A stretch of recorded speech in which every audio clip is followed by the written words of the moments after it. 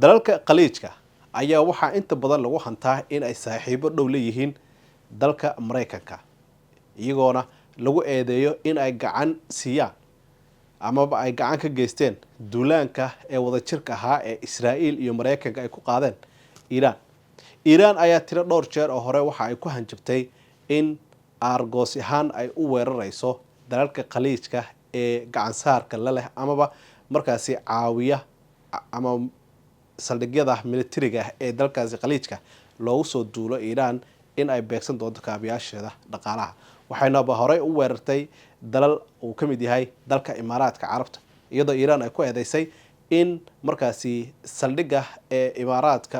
markaasi Mareykanku ku lahaa halkaas loogu soo duulay balse hadda warkaasi waa ka duwan tahay sheekada ee dalalka Kuwait iyo Sacuudiga ayaa waxay diideen in markaasi Mareykanku uu isticmaalo saldhig military oo markaasi dalalkaasi ay leeyihiin wararka ayaana waxa ay sheegayaan in dabcan soo jeedintaasi Mareykanka ay ka timid ay ahayd markii Trump uu ku dhawaaqay in awood military ay isticmaali doonto dowladda Mareykanka si ay u furto marin biyoodka muhiimka ah Hormuz oo si awood ah ugu xidhan Iiraan waxaana Kuwait iyo Sacuudiga ay ku andacoodeen amaba ay sheegeen in aysan diyaar u ahayn in ay ka qayb qaataan dagaal toos ah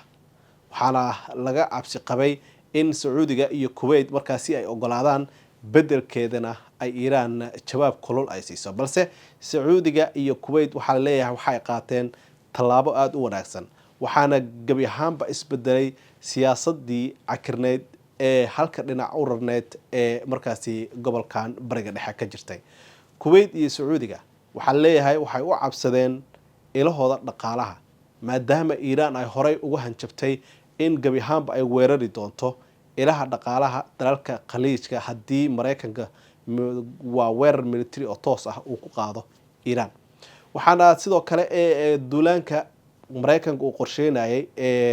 uu ku doonayay inuu dib ugu furo marin biyoodka ee Hormuz ayaa wuxuu noqday mid dhicisoobay kadib markii Trump uu dabcan sheegay in qorshahaasi uu dib u dhigay